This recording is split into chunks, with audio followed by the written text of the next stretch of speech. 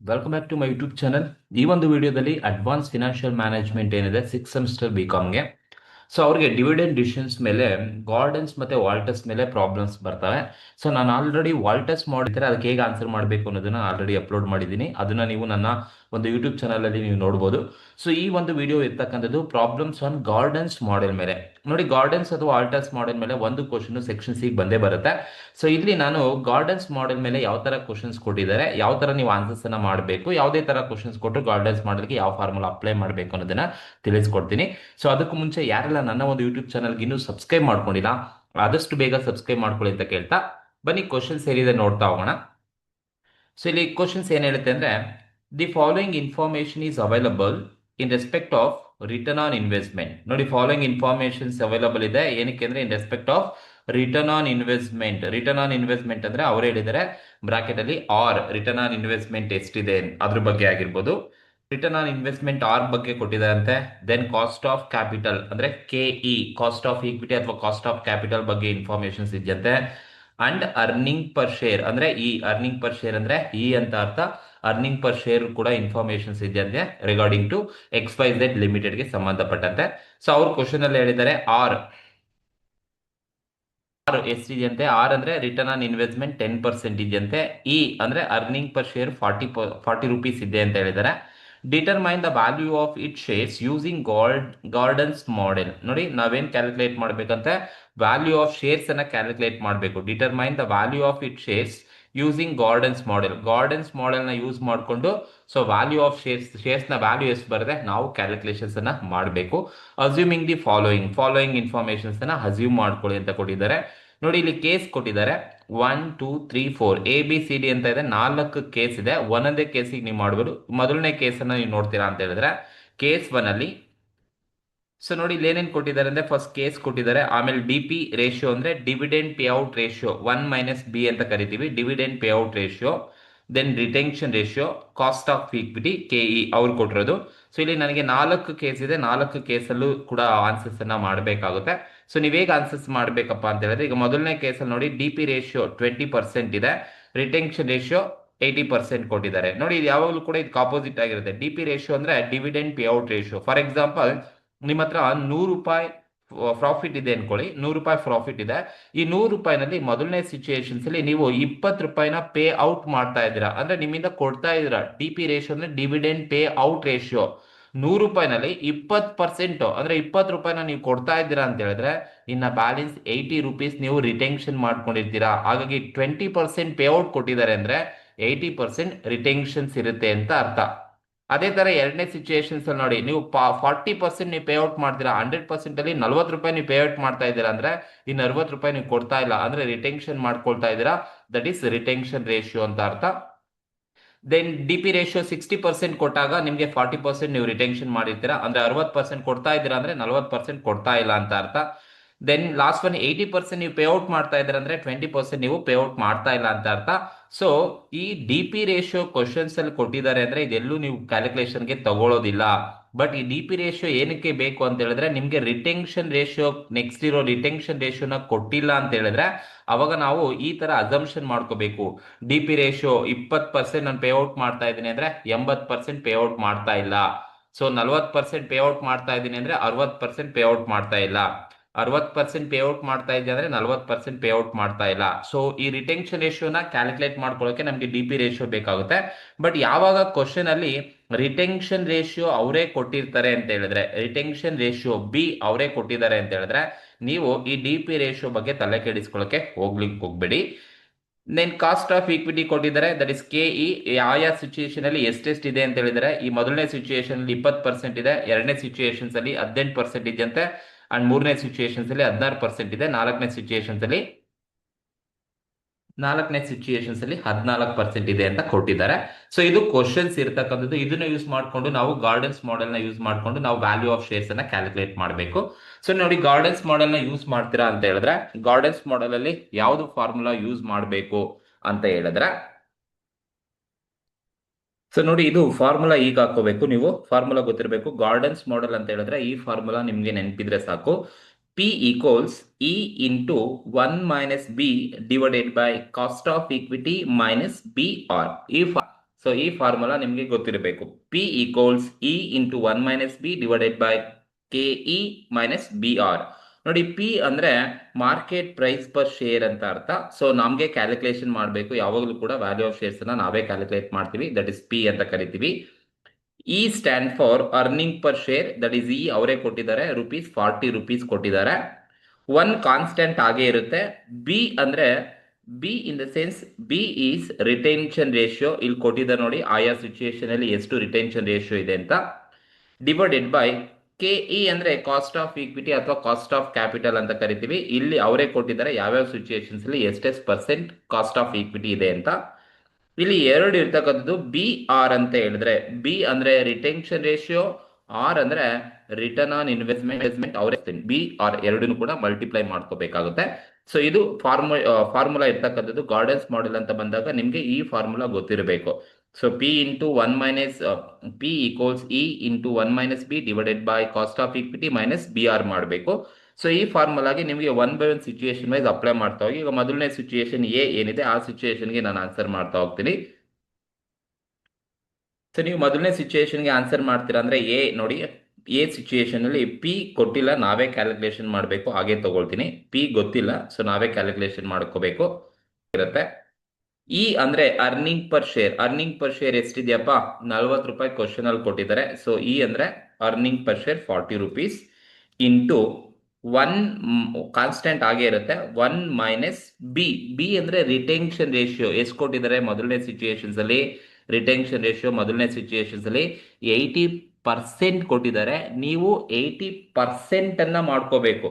ಅಂದ್ರೆ 80% ಮಾಡ್ಕೊಳ್ಳಿ, ಅಂದ್ರೆ 80 ಡಿವೈಡೆಡ್ ಬೈ 100 ಮಾಡ್ಕೊಂಡ್ರೆ ನಿಮ್ಗೆ 0.8 ಬರುತ್ತೆ. ಸೊ ಇದು ಬಿ. ಬಿ ಅಂದ್ರೆ ರಿಟೆನ್ಷನ್ ರೇಷಿಯೋ. ನೀವು ಆನ್ಸರ್ಸ್ ಮಾಡ್ಬೇಕಾದ್ರೆ ಈ ಒಂದು ಡಿವಿಡೆಂಡ್ ಪೇಔಟ್ ರೇಷಿಯೋ ಏನಿರುತ್ತಲ್ಲಪ್ಪ, ಇದೆಲ್ಲೂ ಕೂಡ ಬರಲ್ಲ, ಇಗ್ನೋರ್ ಮಾಡಿ. ಸೊ ಇದನ್ನ ತಗೊಳಕ್ಕೆ ಹೋಗ್ಬೇಡಿ. ಸೊ ನಿಮ್ಗೆ ರಿಟೆನ್ಷನ್ ರೇಷಿಯೋ ಕೊಟ್ಟಿದ್ದಾರೆ, ಈ ಕಾಲಮ್ ಕೊಟ್ಟಿದ್ದಾರೆ ಅಂತ ಹೇಳಿದ್ರೆ ನಿಮ್ಗೆ ಇದೆಲ್ಲೂ ಕೂಡ ಬರೋದೇ ಇಲ್ಲ, ತಲೆ ಕೆಡಿಸ್ಕೊಳ್ಳಬೇಡಿ, ಬಿಟ್ಬಿಡಿ. ಸೊ ನಾನು ಹೇಳೋ ಮಾತನ್ನ ಅಪ್ಲೈ ಮಾಡ್ಕೊಂಡು ಹೋಗಿ ಅಷ್ಟೇ. ಈ ಅಂದ್ರೆ ಅರ್ನಿಂಗ್ ಪರ್ ಶೇರ್ ₹40 ಕೊಟ್ಟಿದ್ದಾರೆ. ಸೊ 1 ಕಾನ್ಸ್ಟೆಂಟ್ ಆಗೇ ಇರುತ್ತೆ. ಮೈನಸ್ ಬಿ ಅಂದ್ರೆ B stand for retention ratio ಅಂತ ಅರ್ಥ. ಸೊ ಮೊದಲನೇ ಸಿಚುಯೇಷನ್ ಅಲ್ಲಿ ರಿಟೆನ್ಷನ್ ರೇಷಿಯೋ 80% ಕೊಟ್ಟಿದ್ದಾರೆ. 80% ಮಾಡ್ಕೋಬೇಕು. ಪರ್ಸೆಂಟ್ ಮಾಡಿದ್ರೆ ನಿಮಗೆ 0.8 ಬರುತ್ತೆ. 80 ಡಿವೈಡೆಡ್ ಬೈ 100 ಮಾಡ್ಕೊಳ್ಳಿ, ನಿಮಗೆ 0.8 ಬರುತ್ತೆ. ಕೆ ಇ ಅಂತ ಇದೆ, ಡಿವೈಡೆಡ್ ಬೈ ಏನಿದೆ ಕೆ ಇ. ಕೆ ಇ ಅಂದ್ರೆ ಕಾಸ್ಟ್ ಆಫ್ ಈಕ್ವಿಟಿ ಅಂತ ಅರ್ಥ. ಕಾಸ್ಟ್ ಆಫ್ ಈಕ್ವಿಟಿ ಮೊದಲನೇ ಸಿಚುಯೇಷನ್ಸ್ ಅಲ್ಲಿ ನಮ್ಗೆ ಎಷ್ಟು ಕೊಟ್ಟಿದ್ದಾರೆ? ಕಾಸ್ಟ್ ಆಫ್ ಈಕ್ವಿಟಿ 20% ಕೊಟ್ಟಿದ್ದಾರೆ. ಸೊ 20% ಅಂತ ಹೇಳಿದ್ರೆ ನೀವು 20/100 ಮಾಡ್ಕೊಳ್ಳಿ, 20% ಸಿಗುತ್ತೆ. ಹಾಗಾಗಿ ನಾನು 20% ಮಾಡ್ಕೊಂಡ್ರೆ ನನಗೆ 0.2 ಸಿಗುತ್ತೆ. 20% 0.2 ಮೈನಸ್ ಮೈನಸ್ ಬಿ ಆರ್ ಅಂತ ಹೇಳಿದ್ರೆ, B R in the sense B ಅಂದ್ರೆ ಆಲ್ರೆಡಿ ನನಗೆ ಗೊತ್ತು ಬಿ ಎಷ್ಟಿದೆ, ಇಲ್ಲೇ ನೀವು ತಗೊಂಡಿರ್ತೀರಾ. B this is retention ratio 0.8 ಇದೆ. ಸೊ ಬಿ ಅಂದ್ರೆ ರಿಟೆನ್ಷನ್ ರೇಷಿಯೋ 80% ಏನಿದೆಯಲ್ಲಪ್ಪ, ಇದು ದಿಸ್ ಇಸ್ ದ ಬಿ. 80% ನ ಮಾಡ್ಕೊಂಡ್ರೆ ನಿಮ್ಗೆ ಬಿ ಬಂದು 0.8 ಬರುತ್ತೆ.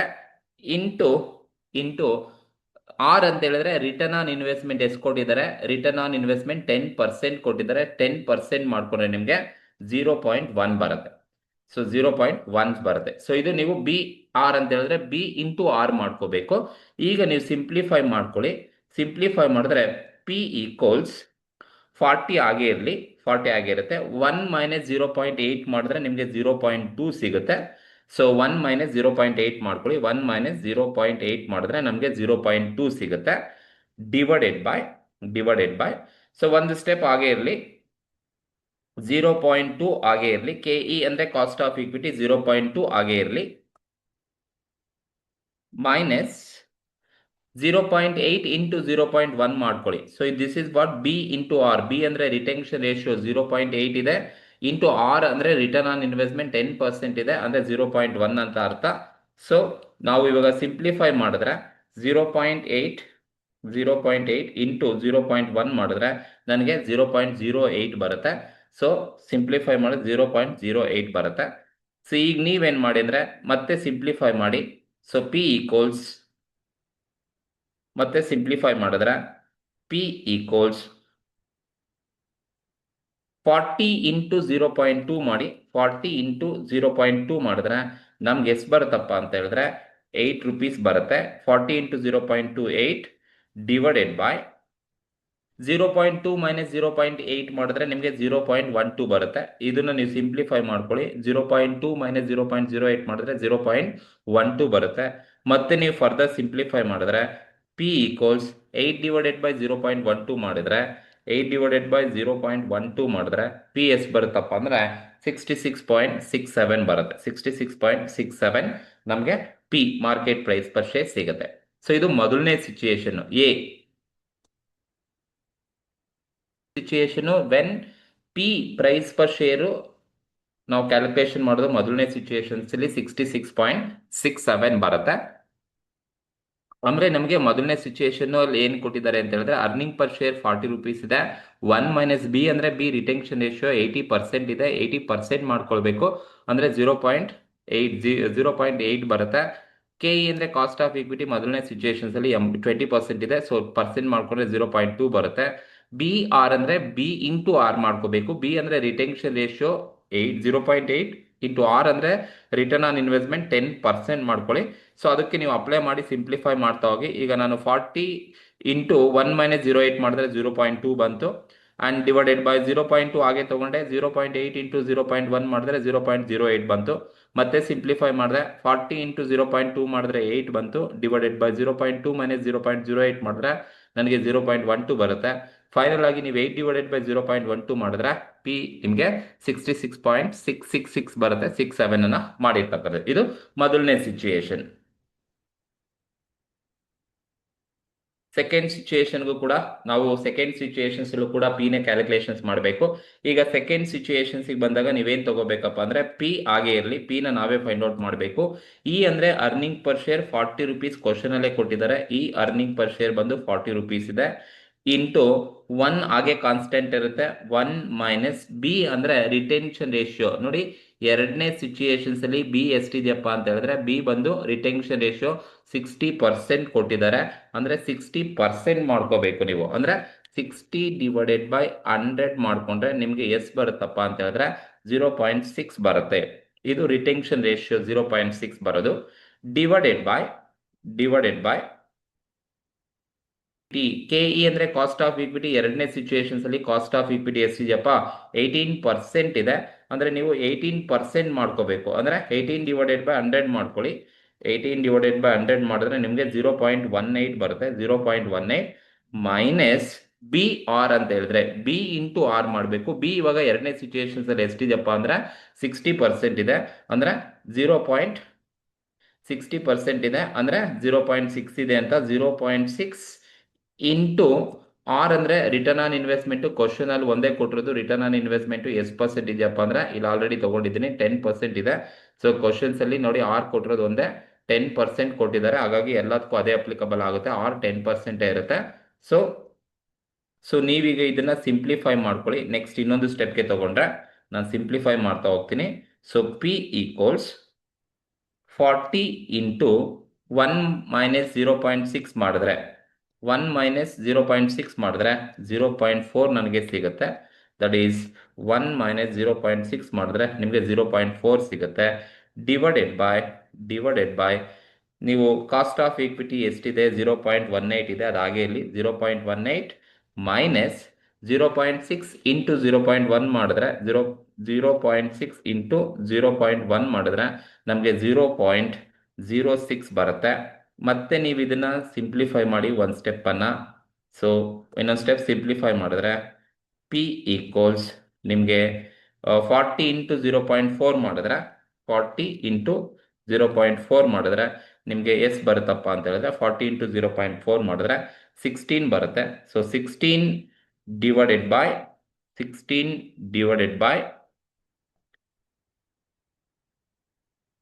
0.18 ಮೈನಸ್ 0.18 ಮೈನಸ್ 0.06 ಮಾಡಿದ್ರೆ ನನಗೆ 0.12 ಸಿಗುತ್ತೆ. 0.12 ಬರುತ್ತೆ.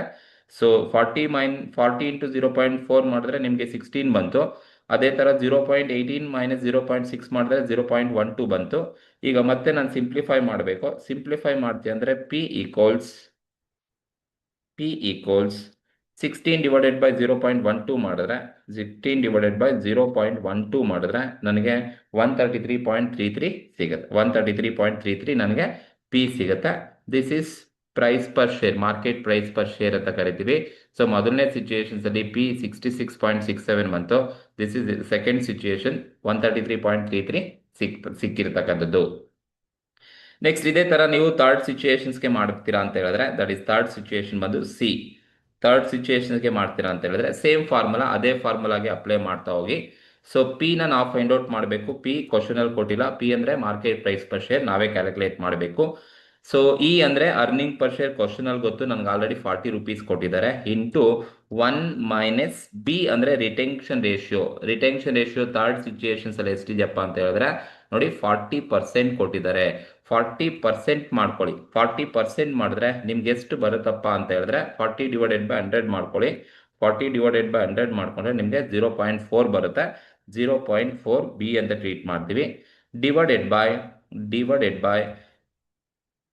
Divided by cost of equity ಎಷ್ಟಿದೆಯಪ್ಪ ಅಂತ ಹೇಳಿದ್ರೆ, ಸೊ ಥರ್ಡ್ ಸಿಚುಯೇಷನ್ಸ್ ಅಲ್ಲಿ ಕಾಸ್ಟ್ ಆಫ್ ಈಕ್ವಿಟಿ ಬಂದು ಕ್ವಶನ್ಸ್ ಅಲ್ಲೇ ಕೊಟ್ಟಿದ್ದಾರೆ. ಥರ್ಡ್ ಸಿಚುಯೇಷನ್ಸ್ ಅಲ್ಲಿ ಕಾಸ್ಟ್ ಆಫ್ ಈಕ್ವಿಟಿ ಬಂದು ಎಷ್ಟಿದೆ ಅಂದ್ರೆ 16% ಕೊಟ್ಟಿದ್ದಾರೆ.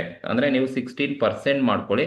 ಥರ್ಡ್ ಸಿಚುಯೇಷನ್ಸ್ ಅಲ್ಲಿ ಕಾಸ್ಟ್ ಆಫ್ ಈಕ್ವಿಟಿ 16/100 ಮಾಡಿದ್ರೆ ನಿಮಗೆ 0.16 ಬರುತ್ತೆ ಕಾಸ್ಟ್ ಆಫ್ ಈಕ್ವಿಟಿ.